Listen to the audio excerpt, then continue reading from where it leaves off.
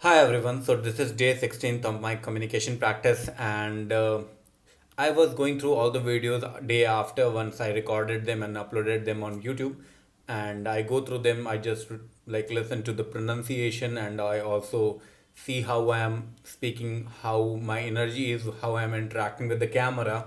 So I noticed a few things like in the longer words I am not speaking them properly.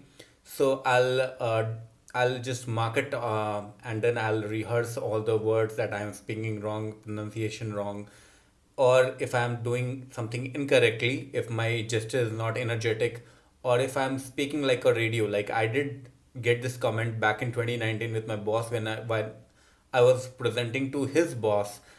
He was basically MD in a big private equity company, and I got this comment that I speak like a radio. I don't listen to the or read people well who are listening to me while I'm on VC. I'm not reading their expression, what they want to hear, or if they want me to pivot, or like what is interesting to them.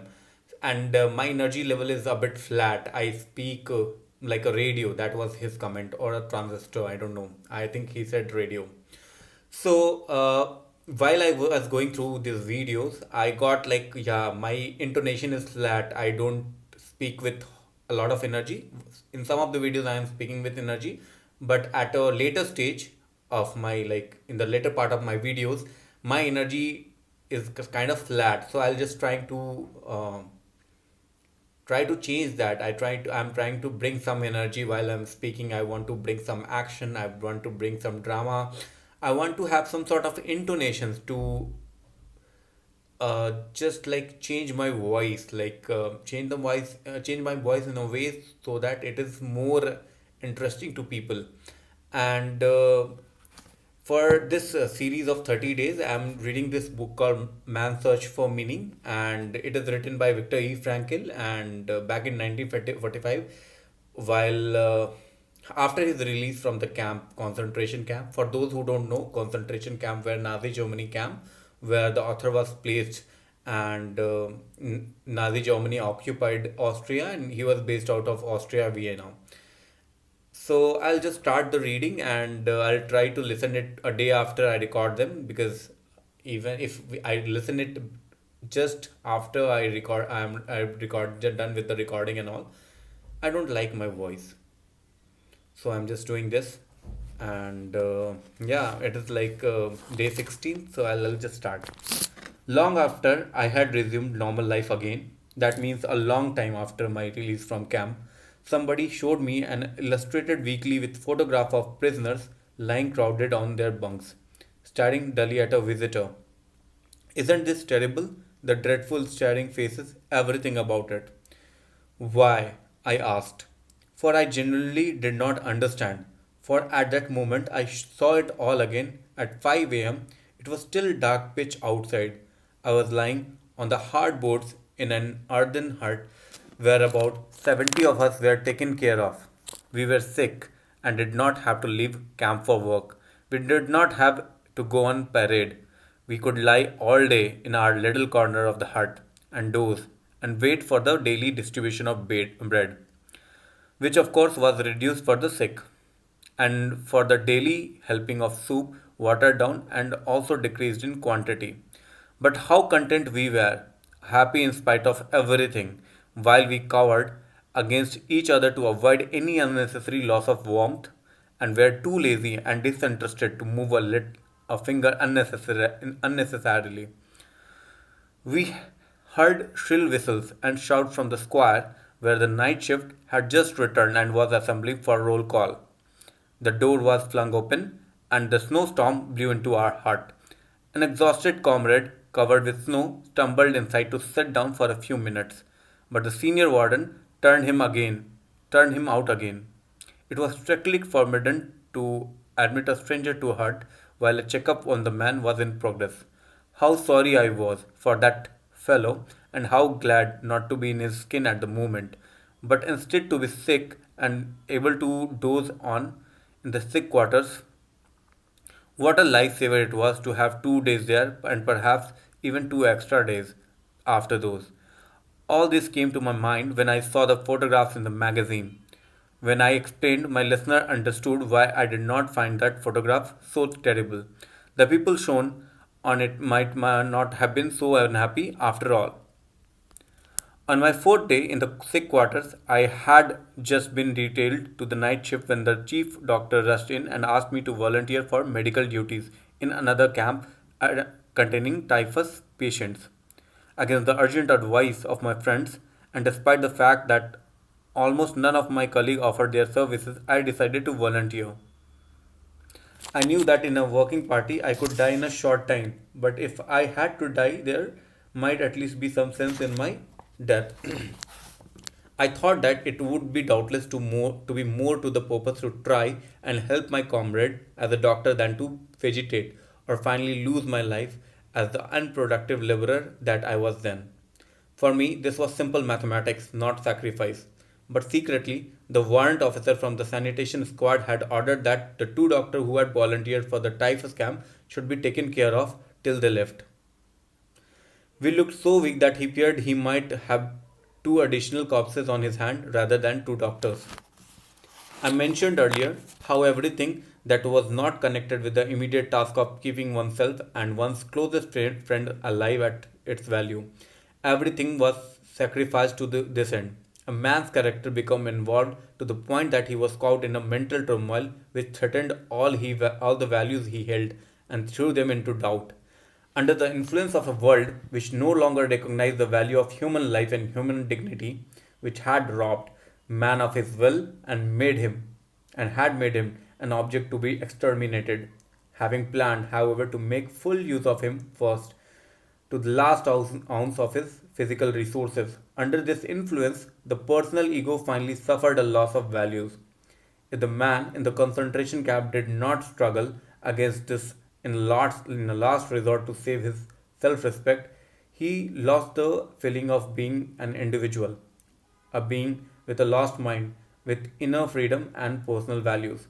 He thought of himself then as only a part of an enormous mass of people, his existence descended to the level of animal life. The men were herded, sometimes to one place, then to another, sometimes living together, then apart like a flock of sheep, without a thought or a will of their own. Small but dangerous pack watched them from all the sides. Well, versed in methods of torture and sadism. They drove the herd incessantly backwards and forwards with shout, clicks, kicks, and blows. And we, the ship, thought the two things only to evade the bad dogs and how to get a little food. Just like sheep, the crowd timidly into the center of a herd. Each of us tried to get into the middle of formation.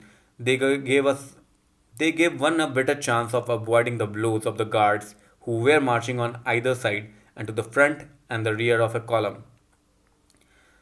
The central position had the added advantage of affording protection against bitter winds. It was therefore an attempt to save one's own skin that one literally tried to submerge in the crowd.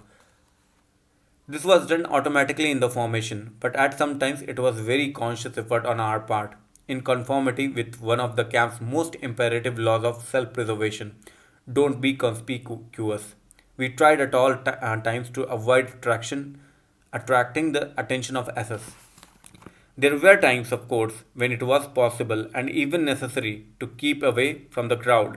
It is well known that an enforced community life in which attention is paid to everything one does at all times may result in an irresistible urge to get away, at least for a short while. The prisoner craved to be alone with himself and his thoughts. He yearned for privacy and for solitude.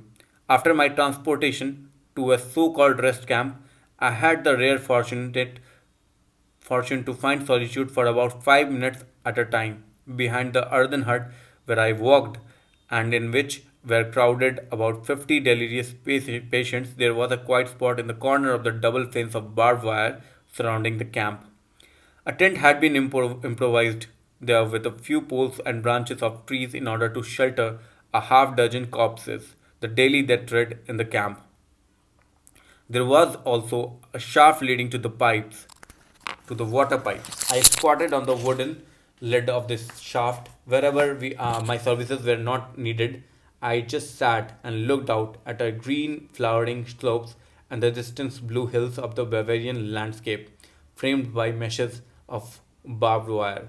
I dreamed longingly, and my thoughts wandered north and northeast in the direction of my home, but I could only see clouds. The corpses near me, crawling with lice, did not bother me. Only the steps of passing guards could rouse me from my dreams. Or perhaps it would be a call to the sick bay or to collect a newly arrived supply of medicine for my heart, consisting of perhaps 5 or 10 tablets of aspirin to last for several days for several patients, about 50 of them. I collected them and then did my rounds, feeling the patient's pulses, giving half tablets to the serious cases, but desperately ill received no medicine. It would not have helped, and besides, it would have deprived those for whom there was still some hope. For light cases, I did nothing, except perhaps a word of encouragement. In this way, I dragged myself from patient to patient. Though I myself was weak and exhausted from a serious attack on typhus, then I went back to my lonely place on the wooden cover of the water shaft. This shaft incidentally once saved the life of three fellow prisoners shortly after liberation. Mass transport were arranged to go to Dachau, and these three prisoners wisely tried to avoid the trip. They climbed down from the shaft and hid there from the guards.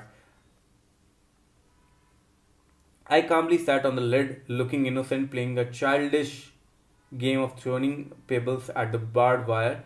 On spotting me, the guard hesitated for a moment, then passed on. Soon I could tell the three men below that the worst danger was over. So basically, doctor was suffering from some illness, and he did get his like 4 days leave in the sick bay. There, the doctors came and they asked for volunteers, and though his fellow prisoners, fellow colleagues advised him against doing this volunteer work, he still volunteered, and it was not self-sacrifice at all.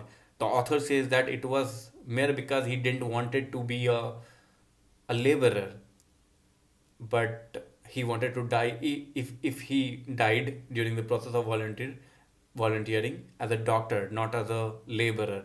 So it was more of, it was not basically a sacrifice, but it was form of having his values. Though in the later part he called that in the camp the people were basically losing their values. Probably they were tested, that their ego of having values was questioned or doubted by themselves for several days, because now the rule was basically self preservation, and that is how the human mind works. When you are in shambles, like you are in misery, your values are tested every single day. And that was day 16th. And yes, I will try to listen to this without audio, with audio, and I'll try to make notes out of it, of all the videos of which I have done till now. And with this one, it will be 16th of them, and I'll create some sort of notebook just to listen and understand how I'm speaking, how I can improve, and I'll get to the new videos. And probably I'll complete this book in next 14 days. I think I have covered 63 pages, and there are total like 150, 160 pages, 155 probably. Yeah, 155 pages. So I'm almost like at 40% of the book is done, and I'll read this faster as I could, and I'll try to complete this in the 30-day series. This is day 16th, and thanks for the watching this video, and I'll see you in next video. Thanks. Bye.